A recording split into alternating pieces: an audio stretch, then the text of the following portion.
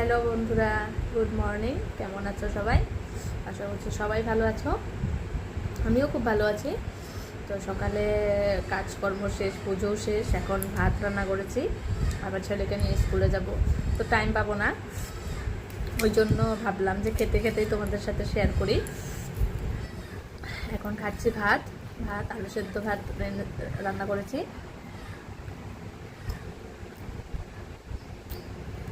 তোমরা কে কী খাচ্ছ অবশ্যই জানিও। এখন খাবো, খেয়ে তারপর ছেলেকে চান করে স্কুলে নিয়ে যাব। খুব ব্যস্ত, ওই জন্য ভিডিও করা হয়ে ওঠে না কাজের চাপে। তবুও চেষ্টা করব তোমাদের সাথে সব কিছু শেয়ার করার। আস্তে আস্তে মানে সারাদিন আমি কী কাজ করি, একটু সময় লাগবে। টাটা।